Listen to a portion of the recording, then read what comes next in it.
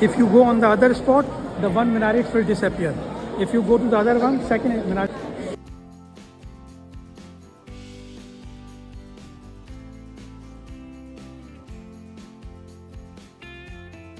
Wife known as Arjuman Bano Begum.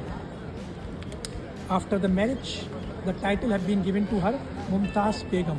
So at the age of 19, she got married with the king who was 20 and a half. But at the age of 20 and a half, the king was already having two more wives before marrying the third one.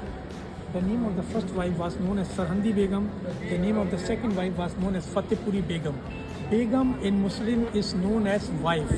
So at the age of 19, she got married, and at the age of 39, she died. In these 20 years, she has given 14 children's birth, 7 boys and 7 girls. But when she was delivering the 14th female birth a child at Burhanpur, during the childbirth, she died over there. And when she knew that she will be no more in this world, she had called the king and asked the king to give the hand in her hand.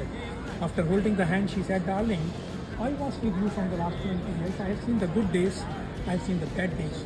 But today I have come to know that I can't survive anymore. And before I closes my eyesight, I will be needing the 3 promises from you." The king and the queen, they both have the tear in their eyesight. And the king said, "Okay, darling, you can ask me whatever you feel like." The first promise the queen asked the king was not to marry again. The second promise was make a mausoleum that the world has never seen before.